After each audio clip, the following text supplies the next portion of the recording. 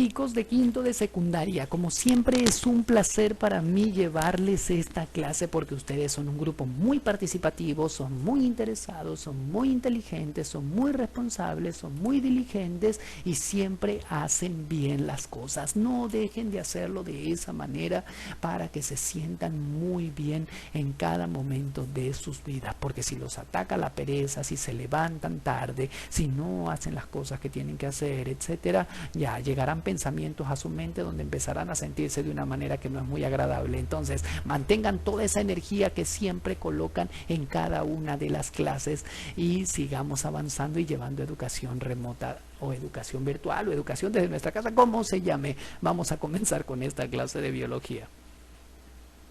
Recuerden que estamos hablando sobre citología y recuerden que la citología es la ciencia que estudia las células. Sencillo, citología, ciencia que estudia las células.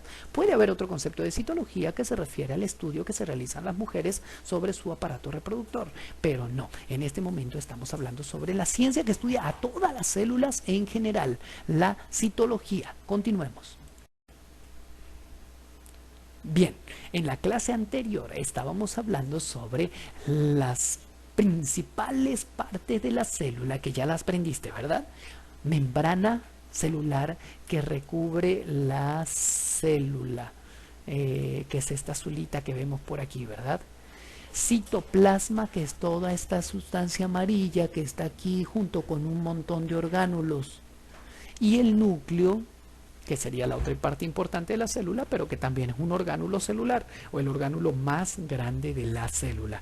Tú estás conformado por células y tus células dentro de ellas son como una mini ciudad que trabaja para que tú puedas vivir. Lindo, ¿verdad? Agradécele a cada una, a cada momento el hecho de que te puedan mantener con vida porque están trabajando muy duro para que tú puedas vivir esta experiencia del día a día, esta experiencia del presente. No le pagues con rencores, no le pagues con rabia, no le pagues con cansancio, no le pagues con pereza. Págale con agradecimiento, págale con ejercicios, págale con alimentación saludable, págale con una buena lectura, págale con practicando un hobby, págale haciendo las cosas con alegría. De esa manera tus células se sentirán bien y muy difícilmente se enfermarán. Y si llega algún microorganismo por allí que está causando una pandemia y entra a tu cuerpo, se conseguirá con unas células felices y que están produciendo anticuerpos y lo. Entonces, chicos, si ya hablamos de la membrana, citoplasma y núcleo, en esta clase vamos a hablar sobre los orgánulos celulares o los orgánulos que contienen esas células, como por ejemplo, el núcleo es el orgánulo más grande de todos. También están estos que tienen forma de zapatito que se llaman mitocondrias, retículo endoplasmático, lindo, ¿verdad? Ribosomas que están por aquí sueltitos o también están unidos al retículo endoplasmático rugoso. Está el citoesqueleto, peroxisomas, lisosomas, aparato de Golgi, etc.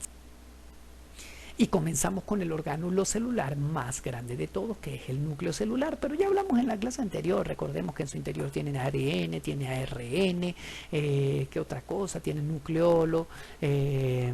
Allí se puede, cuando el ADN se condensa, forma la cromatina, cuando está en división celular forma los cromosomas. Importantísimo, observen cómo el núcleo celular tiene todas estas cositas color violeta o moradito que tiene acá, que son los poros nucleares. Por ahí sale el ARN para ir a formar proteínas. Hermoso, continuamos. Lindo, ¿verdad? Dentro del núcleo tenemos al ADN, el ADN que se va empaquetando. A ver, un momento para colocarles un puntero láser. El ADN que se va empaquetando y se va enrollando en estas estructuras que le vamos a llamar nucleosomas, que no es nada más que la suma del ADN enrollado en unas proteínas que se llaman histonas. Se enrolla mucho, se forma la cromatina y esa cromatina, cuando estamos en procesos de división celular, forma los cromosomas. Pregunta de examen: ¿cuántos cromosomas posee el ser humano? ¿Cuántos son autosomas y cuántos son cromosomas sexuales? ¿Cuáles son los cromosomas sexuales de los hombres y cuáles son los de las mujeres? Eso es pregunta de examen, porque de seguro eso te lo preguntan en un examen de admisión. Y recordemos que ese ADN que está dentro del núcleo está formado por adenina, citosina, guanina y timina, que la timina siempre se une con la timina y la guanina con la citosina. Bases nitrogenadas, ¿verdad? Pues lo veremos en la clase. Lindo. Terminamos de hablar del núcleo celular y ahora vamos a hablar de la mitocondria. Cuando pienses en mitocondria, piensa en un zapatito. Orgánulo celular con forma de zapatito encargado de producir energía. Si te acuerdas de eso es suficiente. El profesor de biología en la universidad llegará y te preguntará qué es la mitocondria. A ver Anthony, a ver Juliet, a ver el otro, el que él sea. ¿Qué es la mitocondria? Tú le dices estructura intracelular con forma de zapatito que se encarga de producir energía. Y si te acuerdas de más, pues le dices que tienes una membrana externa, que tiene una membrana interna, que tiene una matriz mitocondrial que realiza la respiración y el ciclo de Krebs. ¿No te acuerdas de nada de eso? Pues nada, con que le digas lo primero es suficiente. ¡Qué lindo! Tenemos más de 1000 o 2000 mitocondrias en cada célula y son de origen materno. ¡Ay, qué hermoso! Las mitocondrias que tienes las heredaste de mamá porque papá perdió muchas estructuras cuando entró al óvulo. Nuestro papá espermatozoide. Avanzamos con la siguiente diapositiva. Dejemos de hablar tanto.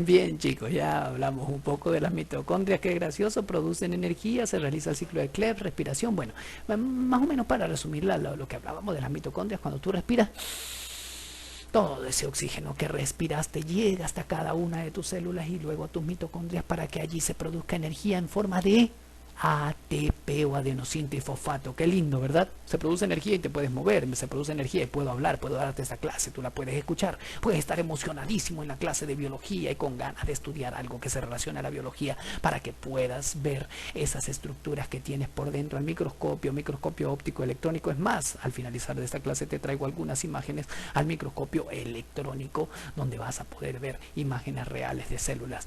Entonces, seguimos con los orgánulos celulares. Retículo endoplasmático o retículo endoplásmico, de cualquier forma se puede decir, y puede ser liso o rugoso. Avanzamos. Allí están los dos, retículo endoplásmico liso y retículo endoplásmico rugoso.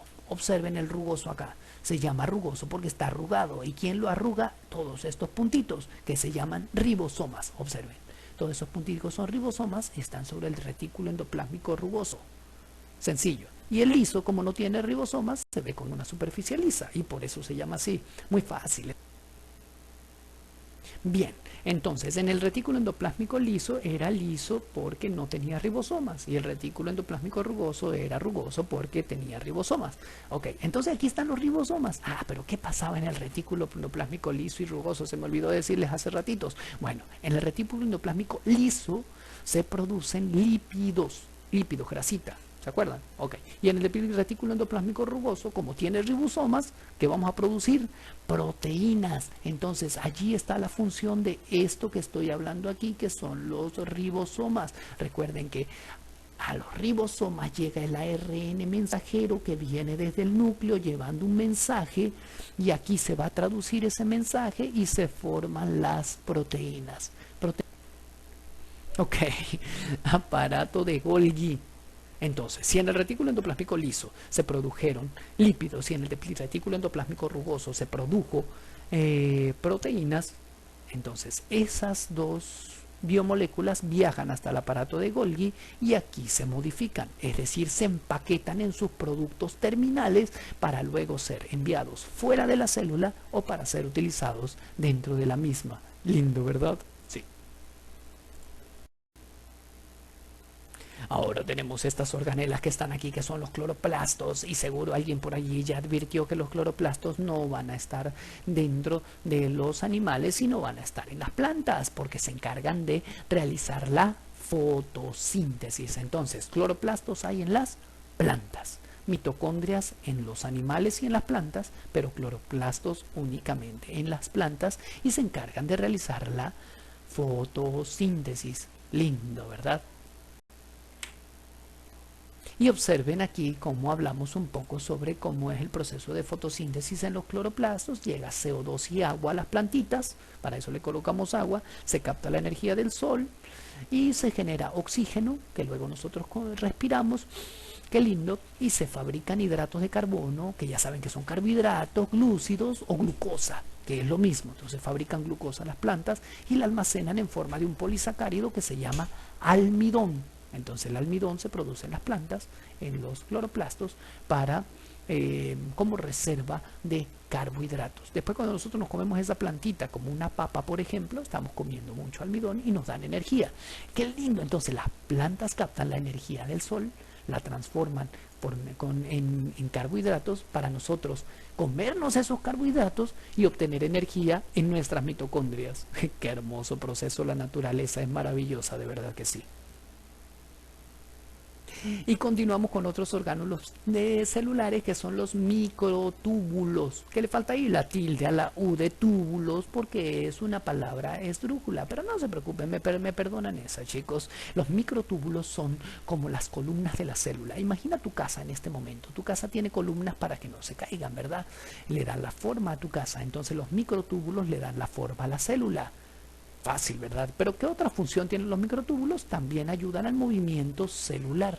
Entonces, los microtúbulos están formados de una proteína que se llama tubulina y que le dan la estructura a la célula y también le permiten moverse. ¿Qué células se mueven? Como por ejemplo los glóbulos blancos. Si ustedes los vieran al microscopio tan hermoso, se van moviendo para comerse las bacterias en una infección. Les traigo acá algunas fotos por microscopía electrónica. Miren los cromosomas, cuántos pares de cromosomas, cuántos autosomas, cuántos cromosomas sexuales y cuáles son los cromosomas de los hombres y de las mujeres. Esa es la preguntita que les dejo de tarea, ¿cierto? Investígala, te la voy a preguntar en el examen. No es seguro que no es necesario que me la envíes, pero si la sabes responderás. Si no la sabes, o se la preguntas al compañero por mensajes, que no deberías hacerlo porque el que obra mal le va, o simplemente lo investigas, te lo estudias y respondes bien. Avanzamos. A ver, y estoy seguro que ya saben cuál es este orgánulo celular tomado con una fotografía de microscopía electrónica. Ya saben, ¿verdad? Sí, el que tiene esta forma de zapato, una mitocondria. Observen con esa membrana externa, interna, con esa matriz mitocondrial, etcétera. Hermoso. Y ya casi estamos finalizando. Observen, aquí también tenemos fotografías de microscopía electrónica, y si somos bastante hábiles, más o menos podríamos ver algunos orgánulos acá. Bueno, allí ya los están nombrando, pero podemos ver aquí retículo endoplásmico y retículo endoplásmico. Este está lleno de ribosomas y este está liso. ¿Lo ven? Retículo endoplásmico liso, retículo endoplásmico rugoso. Aquí estos zapatitos que son las mitocondrias, y aquí el núcleo celular lleno de cromatina. Miren cómo la cromatina se agrupa en la membrana, cerca de la membrana del núcleo. Ven todo ese ADN ahí agrupado, y observen los poros nucleares, aquí por donde va a salir el ARN mensajero. Y ya concluimos esta clase sobre citología, parte 2, donde hablamos de algunos orgánulos celulares, quizás los más importantes. No, todos son importantes, porque las células en tu cuerpo reaccionan con todo lo que tu mente dice. Piensas mal, reaccionan mal. Piensas bien, reaccionan bien. La negatividad lleva abajo a tu sistema inmune. Así que si estás triste en casa, es más probable que cuando salgas, si adquieres el coronavirus, te enfermes. Entonces, a poner una buena actitud, una gran sonrisa en ese rostro, y a vernos en la próxima clase, mejor dicho, en el próximo examen, que es la próxima semana. Se despide su profesor de biología, John Monsalve. Chao, chao.